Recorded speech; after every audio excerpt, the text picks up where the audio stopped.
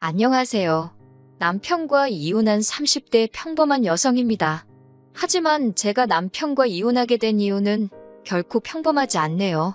지금 이렇게 펜을 든 이유도 사실 생각할수록 어이없고 괘씸해서 남편이고 어머님이고 한번 개망신이라도 당하라고 하다못해 최소한 자기들이 얼마나 저질스러운 족속들인지 깨닫기라도 했으면 해서예요. 남편과는 사회생활을 하다가 알게 된 사이입니다. 누가 특별히 남녀 사이로 소개를 해준 건 아니고 건너 알게 되었다가 자연스럽게 가까워졌다고 해야 할까요? 그렇게 대략 4, 5년을 알고 지내다가 우연한 기회로 연인 사이까지 발전했네요. 이후로 2년간 연애를 하곤 결혼까지 하게 되었지요. 사실 저는 매사에 좀 심드렁한 편이에요. 원래는 이 정도까지는 아니었는데 어머니를 잃고 나서 성격이 바뀌었어요. 아버지는 제가 아주 어렸을 때 진작에 돌아가셨고요. 사고로 돌아가신 아버지에 대한 기억은 사실 거의 없습니다. 얼굴도 기억나지 않는 아버지다 보니 그리워할 것도 없었고요. 그래도 어머니가 넘치는 사랑을 주셔서 기죽지 않고 잘할 수 있었네요. 하지만 그런 어머니께서도 제가 대학에 들어가고 얼마 지나지 않아 세상을 떠나셨어요. 아마 아버지의 빈자리까지 채워주시려고 남들 하는 고생을 2배, 3배로 하셨던 탓이었겠지요. 그리고 그날은 유난히 화창한 날이었는데 어머니 얼굴색은 그렇지 못했습니다. 저는 어머니의 평소보다 훨씬 피곤해 보이는 모습에 걱정이 되어 병원에 가보시라 했지요. 사실 저희 어머니가 당신 건강에 있어서는 자부심도 엄청나셨고 고집도 한 고집 하셨거든요. 그런데 그때는 당신도 뭔가 이상하다 느끼셨는지 제 이야기를 듣곤 바로 병원에 가시대요. 그리고 며칠 뒤 어머님께선 유방암 말기 진단을 받으셨습니다. 손쓰기도 힘들 만큼 이미 여기저기 전이까지 되었다고요. 그리고 이후로 한 달도 못 버티고 세상을 떠나셨어요. 갑자기 생각지도 못한 상황이 눈앞에 닥치니까 하늘이 무너진 것처럼 슬프고 괴롭고 그런 어머니의 상태를 진작에 알아채지 못한 제 자신이 너무 원망스럽대요. 게다가 이제 어디서 뭐부터 시작해야 할지도 모르겠더군요. 저희 어머니는 3남 2녀 중 맞으셨는데 맞이이자 딸이라는 이유로 큰 희생을 강요당하셨습니다. 고등학교도 마치지 못하고 혼자 서울로 올라와 온갖 고생을 하며 돈을 버셔야 했는데 그 돈은 고스란히 삼촌들의 학비로 들어갔지요. 그러다 저희 아버지를 만나 간신히 가정을 이루셨던 건데 아버지는 하루아침에 세상을 떠나셨으니 저희 어머니 팔자도 참으로 박복하네요. 그렇게 고생만 하다 가신 어머니의 장례를 어떻게 치러드려야 할지 솔직히 이제 막 20살이 된 제가 알면 뭘 얼마나 알았겠어요. 그런데 정말 야속하게도 삼촌들은 누구 하나 먼저 나서주질 않대요. 소위 먹고 살만한 사람들이었는데 말이에요. 그런데 그때 유일하게 저에게 손 내밀어준 사람이 있었으니 그건 바로 이모였어요. 착하고 순해 빠진 어머니와 달리 자기는 언니처럼은 안 산다며 미국 남자를 만나 미국으로 떠났던 이모요. 이모랑 저희 어머니의 사이는 저도 정확히 뭐라고 표현해야 할지 모르겠네요. 애증이라고 해야 하나? 거기다 지금이야 한국이든 미국이든 뭐 세계 어디에 있건 연락하기가 쉽지만 그때는 그런 상황이 아니었거든요. 그렇다고 돈이 많아서 뭐 내킬 때마다 오갈 수 있는 것도 아니었고 그런데 이모에게 어렵게 어머니의 사망 소식을 알리니 한달음에 한국으로 와주었습니다. 그리고는 이모도 한국을 떠나 있은 지 오래라 많은 것이 낯설었을 텐데도 선뜻 저를 대신해 많은 것들을 처리해 주었어요. 그렇게 이모 덕분에 어머니를 잘 보내드릴 수 있었네요. 이모는 장례가 끝나고 얼마 안 있다가 다시 미국으로 돌아갔습니다.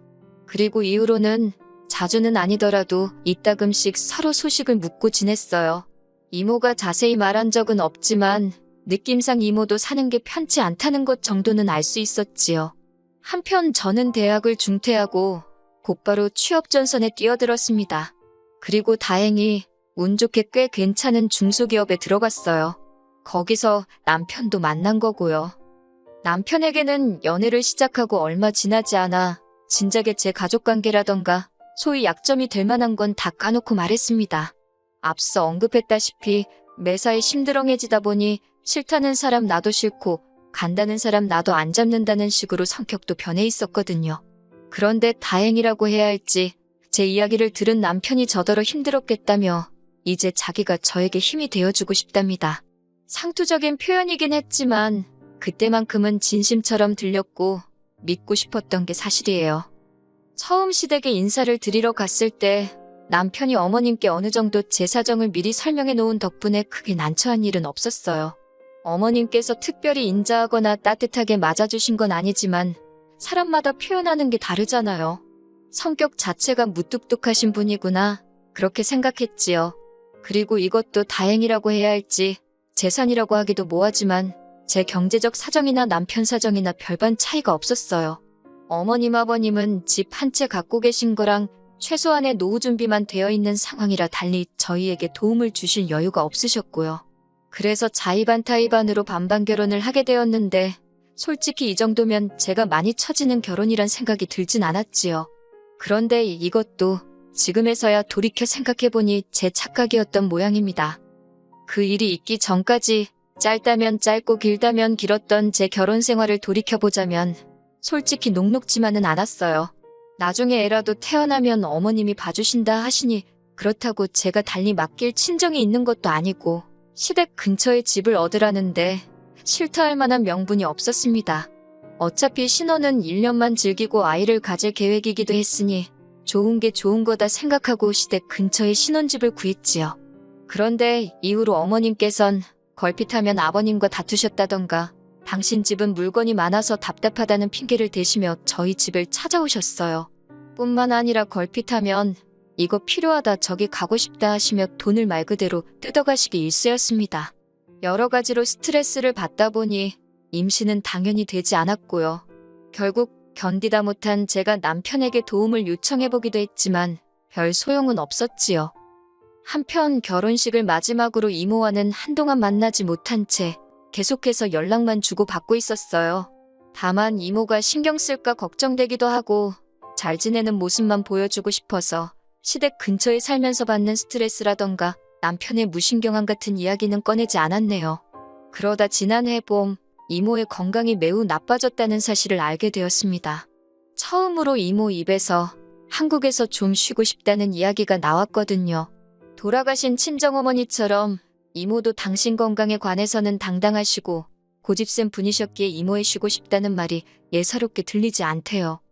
그리고 불길한 예감은 빗나가지 않았습니다.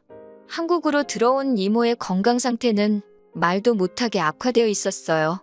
의사 말이 먹는 것도 꽤나 부실했던 것 같다며 간신히 영양실조만 면한 상태라나요. 저는 그런 이모를 저희 집으로 모셨습니다.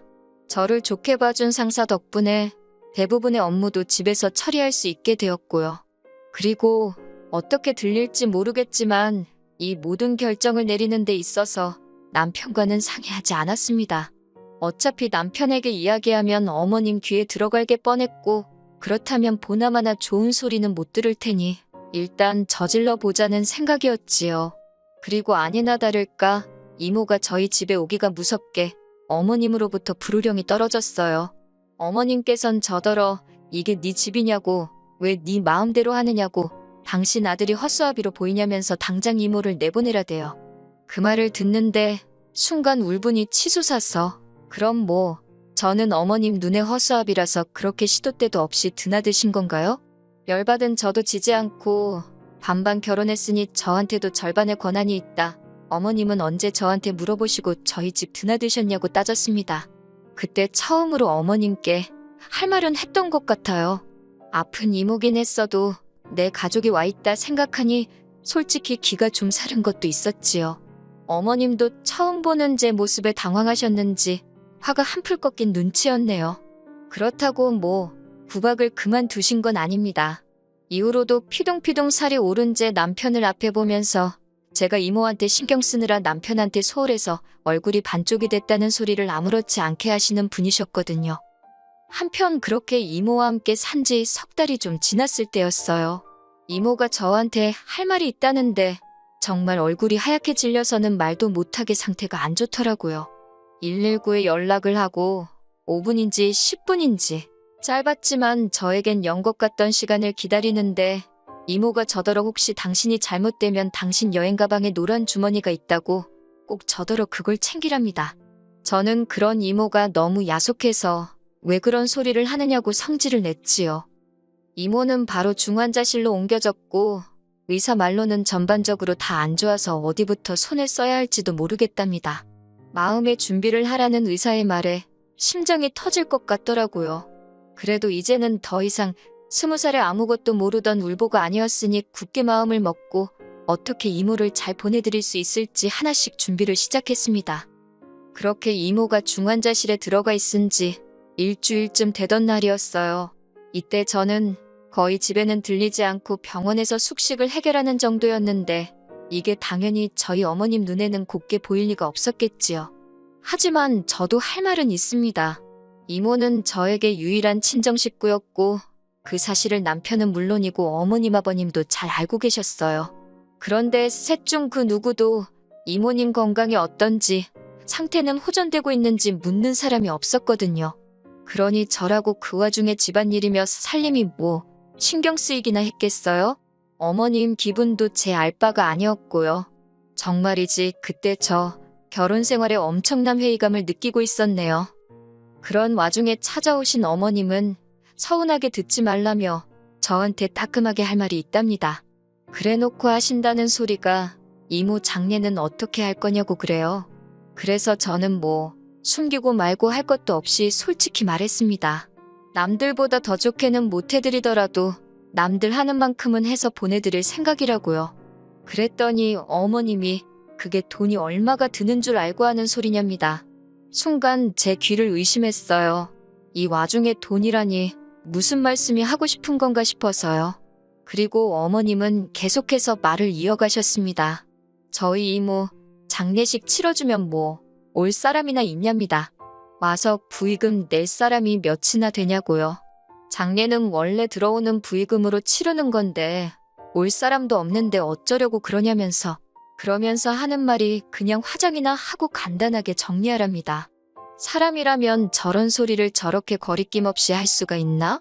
그 생각에 소름이 끼치더군요. 결국 제가 어머님더러 그딴 소리나 하실 거면 기분 나쁘니까 병원에 오지 마시라 했습니다. 부의금이고 나발이고 전 신경 안 쓴다고 제 돈으로 하면 된다고요. 그랬더니 어머님께서 부부 사이에 네 돈 내 돈이 어딨냐며 저더러 웃긴답니다. 제가 벌었어도 공동재산이니까 그렇게 마음대로 쓰면 안 된다나요. 참다 못한 제가 그럼 어머님이 그간 뜯어가신 돈이나 돌려달라고 그리고 어머님은 엄밀히 제 3자시지 않냐고 그러니 그 공동재산을 이렇게 쓰던 저렇게 쓰던 신경 끄시라 했습니다. 그리고 결국 며칠 뒤 이모는 세상을 떠났어요. 어머님 아버님은 제 행동과 언행이 괘씸했다는 이유로 장례식에 오지 않으셨지요. 남편 또한 자기가 저희 이모 장례식에 참석하면 어머님과 제 사이가 더 나빠질 거라는 말도 안 되는 핑계를 대며 얼굴만 비추고 갔고요. 이모가 이 꼴을 보면 무슨 생각을 할까? 착잡하기도 하고 분하기도 하고 여러 가지로 복잡한 심정이었네요. 그렇게 이모를 보내주고 저는 남편과 정말 크게 다퉜습니다. 남편이 먼저 저더러 장례식 비용으로 얼마나 썼냐길래 네 돈 달라고 안 하니까 묻지 말라 했거든요. 그런데 남편은 저더러 말을 그따위로 하냐며 시비를 걸었고 저는 저대로 어머님이 돈 가지고 한 소리가 있었으니 남편 질문 자체가 잘못된 거라고 응수했어요. 그러다 제가 1,000만 원 넘게 들었다 하니 남편이 저더러 미쳤답니다. 절 낳아주고 키워준 사람도 아닌데 돈이 썩어나냐고요. 그래서 내가 제일 힘든 순간에 옆에 있어준 사람이라고 그러니 난 하나도 아깝지 않다 했지요. 하지만 남편은 계속해서 그놈의 머리통만 이리저리 저어대며 한다는 소리가 그러면 자기도 자기 어머님 1,000만 원 드리겠답니다. 그래야 공평한 것 같다고요. 그때 그나마 정말 실오라기처럼 남아있던 정내미가 뚝 끊어지는 게 느껴졌어요. 경제학과 나왔다더니 뭘 처배운 건가? 별 생각이 다 들었지요. 그리고 순간 제 입에서 이혼하잔 소리가 튀어나갔습니다. 그런데 막상 뵙고 나니 아차 싶기보단 그래 진짜 이혼해야겠다. 오히려 확신이 들대요. 남편도 저더러 진심이냐 한번 묻더니 그러잡니다. 그래놓고 한다는 소리가 이모한테 이러면 다음에는 또 누가 어디서 튀어나올지 아냐면서 자기도 이번 일로 저한테 실망을 많이 했대요. 결혼을 했으면 이제 저는 이 집 사람인데 고작 이모 때문에 어떻게 시어머니인 자기 어머니한테 막말을 할 수가 있냐면서. 결론부터 이야기하자면 결국 그 일을 계기로 이혼하게 됐습니다. 막상 두 사람 다 이혼을 원하니까 나라에서 기다리라는 그 시간이 안 가서 죽을 맛이었지. 달리 해야 할 일도 어려운 일도 없더라고요. 장례를 치르고 얼마 되지 않아 이혼까지 하고 나니 솔직히 제정신으로 버티기가 힘들었어요. 그래도 주변 친구들과 지인들의 도움으로 조금씩 극복해내고 있었지요. 그러다 지난달에 미루고 미루던 이모의 유품 정리를 했어요. 그리고 거기서 이모가 말했던 노란색 주머니를 발견하곤 저는 정말 기절하는 줄 알았습니다. 그 안에는 샛노란 금덩어리가 여러 개 들어있었거든요.